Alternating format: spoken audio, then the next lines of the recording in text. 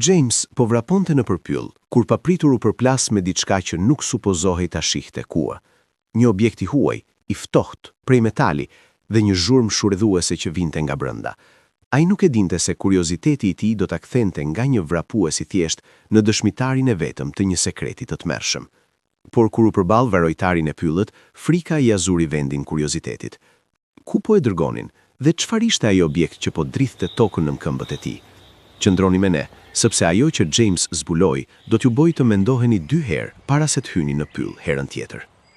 James po vraponte në pyll kur papritur u ndesh me këtë objekt me pamje të huaj, duke i si një anije kozmike, por ai kurrë nuk ishte parë diçka të tillë më parë, dhe kur u afrua, dëgjoi një zhurmë të lartë nga brenda. James ishte thjesht shumë kurioz dhe donte të dinte se çfarë kishte brenda. Ndoshta kishte nevojë për ndihmë. James ishte tmerrsisht kurioz se me çfarë kishte të bënte. Por kur u përball me një rojtar pylli, ky kuriozitet u shndrua shpejt në frikë. James nuk e kishte idenë se ku po e dërgonte rojtari. Ai ishte i friksuar, por nuk ishte se mund të shpëtonte thjesht nga ai burr. Ai kishte peshuar opsionet e tij dhe gjeti se ndoshta ishte më e zgjuar të bashkëpunonte sa më mirë që të mundte. Por shpjegimi që mori përfundimisht ishte ndryshe nga çdo gjë që mund të kishte pritur. Ishte madje e vështirë për të kuptuar, por ajo që ai kuptoi qartë ishte se rojtari kishte pasur të drejtë. Ai nuk duhej ta kishte gjetur kurrë objektin e huaj, por tani nuk ishte më rrugëthimi për Jamesin dhe ai do duhej të përballej me pasojat e kuriozitetit të tij. Por çfarë ishte objekti që James gjeti në pyll? Pse nuk supozoi ta shihte atë? Dhe çfarë do të ndodhte me të tani që e kishte parë? Por para se të vazhdojmë, goditni butonin like, bëni subscribe dhe aktivizoni zilen që të mos humbisni kurrë historitë tona të ardhshme. Çfarë dreqi ishte ajo? James u tremb jashtë mase kur nga zgjoja dëgjoi një zhurmë shumë të fortë që vinte nga thellësia e pyllit. Ishte sikur diçka shpërtheu dhe pothuajse ndjeu sikur bëri tokën të dridhte. Këto pyje normalisht ishin aq të qeta dhe paqësore. Kjo ishte arsyeja kryesore pse atij i pëlqente të bënte shëtitje këtu aq shpesh. Ai kurrë nuk ishte dëgjuar asgjë asafër asaj zhurme më parë. Koka po i thoshte të largohej sa më shumë që t'ishte e mundur nga çfarëdo që ishte ajo, por nuk mund të mos ndihej jashtëzakonisht kurioz. Gjithashtu, nëse kishte njerëz ose kafshë të përfshira në atë shpërthem të lartë, ata ndoshta kishin nevojë për ndihmë, dhe ata ishin shumë larg që çdo qytetrimi në këtë pikë. James mund të kishte qenë i vetmi person që e dëgjoi atë tingull, si thua ai mund të ishte shpresa e tyre e vetme. Kështu, kundër gjykimit të tij më të mirë, James filloi të ecte në drejtimin nga erdhi zhurma. Ai nuk e kishte idenë se sa larg duhet të udhëtonte, por ishte i vendosur. Por përfundimisht do të rezultonte se do të kishte qenë më e mirë për të, nëse thjesht do të kishte kthyer dhe do të kishte shkuar në shtëpi. Sa më gjatë që James ecte, aq më pak i sigurt bëhej se ku po shkonte. Ai nuk e kishte dëgjuar zhurmën apo ndonjë gjë të ngjashme nga shpërthimi i parë. Ai nuk kishte asnjë ide se çfarë po kërkonte saktësisht. Ndoshta ai ashtëri kishte kaluar pranë saj, ose ndoshta nuk kishte asgjë për t'u gjetur në radhë të parë. Por James nuk kishte nevojë të priste shumë gjatë dhe nuk kishte nevojë të shqetësonte nëse do të ishte në gjendje të gjente burimin e zërit.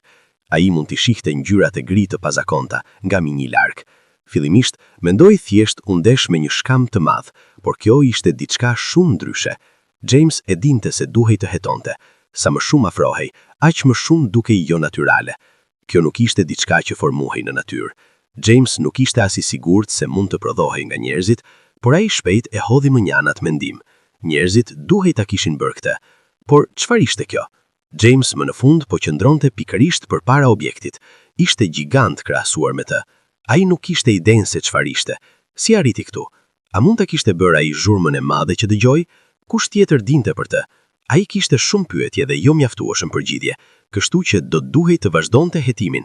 Edhe pse ishte padyshimi i prodhuar nga njerëzit, kjo nuk do të thotë se nuk ishte nga hapësira e jashtme. Mund të kishte rënë nga hapësira dhe shpërthimi ishte zhurma që bëri kur hiti tokën. Por asa më gjatë që James shikonte rreth e rrotull, aq më pak e pamundur bëhej kjo opsioni.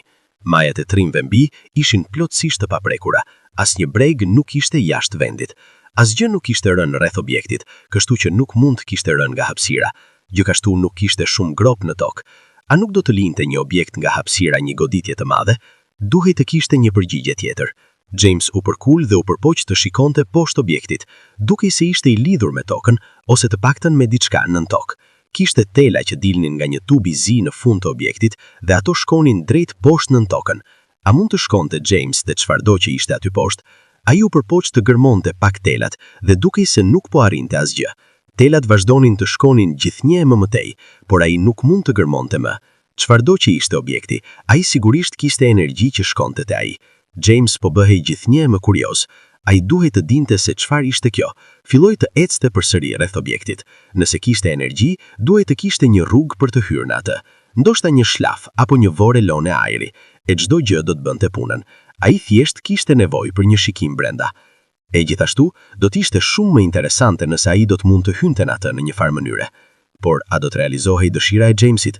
Çdo gjë që James ishte në gjendje të gjente, ishte një vorë e rrotulluar që ishte mbyllur nga një derë e trashë çeliku.